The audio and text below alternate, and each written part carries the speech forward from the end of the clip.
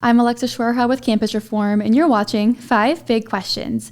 The Foundation for Individual Rights in Education has launched its 2022 Free Inquiry Grant Program that will support research that's focused on freedom of speech. The program will allocate a minimum of $15,000 per grant per recipient to the research freedom of speech and academic freedom. The program allocated a maximum of $50,000 per grant in faculty, graduate students, postdoctorates at accredited universities, and researchers at independent scholarly institutions who are all eligible to apply. FIRE will accept proposals through October 2022 and will include a variety of different topics and fields, including economics, education, history, law, philosophy, political science, psychology, and sociology. Here to break down this program further is FIRE Senior Research Counsel, Adam Goldstein. So just to jump into this conversation, why did FIRE begin this program and how long has it been running? We began it, so this is the first year, so it's been running, since we announced it a couple of weeks ago, or is it last week? Because time is starting to compress here. It exists because free speech has not been studied as its own individual discipline, really, which is not inherently bad. I mean, what I mean is, like, you can't go to a university and find the Department of Free Expression generally. And that results in free speech being kind of fractured among other disciplines, right? Like in journalism, you'll learn about censorship. In psych, you'll learn about self-censorship. In social science, then you'll learn about sort of systems of censorship. But it hasn't necessarily been treated as its own discipline. And I think that does result in sometimes it's tougher for topics that are focused on free speech to get funding because they're viewed as being on the fringe of whatever the core discipline that someone is studying actually is. So obviously we think free speech should be the main topic a lot of the times, and hopefully the grant program will help ensure that it is sometimes. Absolutely. And what are some examples of research projects that this fund can help with? Well, it is highly interdisciplinary, so there's a lot of different topics to it. And I do want to put one little asterisk at the beginning, which is one of the goals. We want to model the intellectual humility we preach to others and recognize that as a research department, we don't know all the right questions. So presumably people have ideas better than these or different than these and bring them to us and we'll be able to fund them.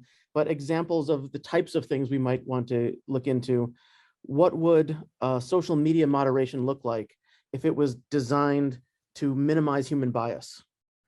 Like, scientifically, what would that look like? We know about motivated reasoning being a dangerous thing, and how do you create a system of social media regulation to overcome motivated reasoning? Another one might be from the field of economics and education a little bit. If you give an institution $1, what percentage of that goes to fund speech policing? And as you know, if you're a donor who cares about free speech, then what do you do with that information? If I give institution A $1 and they spend 10 cents on speech policing, and institution B $1 and they spend 5 cents on speech policing, maybe I should consider giving institution B the money. This is a philosophical question, because philosophy is one of the disciplines we're looking at. But how much confirmation does a theory need before it's taught as orthodoxy within a discipline? What is the right level of certainty? And this is a key question that comes up over and over again, where you see people justify trying to fire professors because they say, well, the things they want to teach shouldn't be considered seriously by this discipline. And I think we don't necessarily have a clear idea of at what point someone's dissent turns into a refusal to acknowledge the reality of the discipline. And so philosophically, what does that look like? So these are just some of the topics, and there's many other disciplines and many other topics. But as I said at the beginning, I'm sure there are people out there who have ideas I haven't thought of yet, or who have ideas FIRE hasn't thought of yet, and I look forward to seeing them. Absolutely. And here at the Leadership Institute's Campus Reform, free speech is something that we're covering constantly. So it raises the question, why is it so important to research free speech and academic freedom? I agree. Like, those are actually linked, free speech and academic freedom. I remember when I was a student in the 90s, we were debating trigger warnings, and now we're still debating trigger warnings. And there has been some research into trigger warnings that suggests they either don't help or they're actually slightly harmful. Why is that such a slow process? Well, because there was no one dedicated to researching free speech or the impact of speech regulation necessarily. Perhaps we could have accelerated this debate a little bit by a couple decades if, as soon as someone said, I think trigger warnings are important. Someone else said, I think trigger warnings aren't that good. We actually, day one, funded research in, well, do these things work? Before we decide, should they be imposed philosophically? Better to ask, do these function in the way we think they function? So we're seeing that now with lots of other topics, everything from critical race theory to whether it's acceptable for a faculty member to write op-eds that make certain groups on campus feel less celebrated or less protected.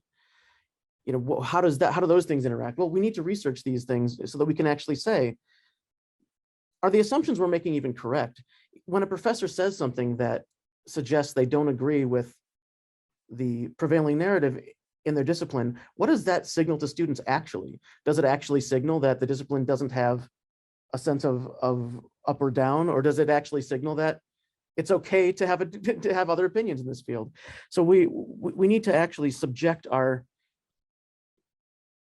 preconceptions about how free speech works on campus to actual scientific inquiry. And for any viewers who might be interested in learning more about this program, what do applicants need to do in order to qualify for the program? They have to be connected to either some type of research institution, like a think tank or a university or a nonprofit, such as FIRE, but you could probably just call me if you work there. And then go to the fire.org/FIG, FIG. So the fire.org/FIG will take you to the application and apply. And if people aren't sure if they'll qualify, I would encourage them to apply anyway, or reach out and ask me personally, and I'm happy to discuss it with them. We're just starting out on this, and if there's someone who has a great idea that we hadn't envisioned how to help yet, let's sit down and talk about how to help it. The grant program is not meant to be a monolith following the dictates that seemed like a good idea on day one. It's meant to be addressing the actual needs of researchers in this area and of free speech itself. And I look forward to exploring that with anybody who has some way of advancing our knowledge about free expression. And one final question for you here. FIRE is known for challenging free speech violations on college campuses. So how can this grant program be used to improve free speech on America's campuses? Well, to go back to that trigger warning example, I think the more we know about how things actually work, I think a related example too is we've seen over the years at FIRE some really troubling orientation programs where students are sort of they'll sit students down and sort of give them an education in bias 101, where they'll try to walk them through, here's a bunch of stereotypes which you may or may not have known or believed, and here's a bunch of awful things people say which you may or may not have heard, and by so doing perpetuate these things into another generation. It would be nice, if we had better research on what these orientation programs actually do over time.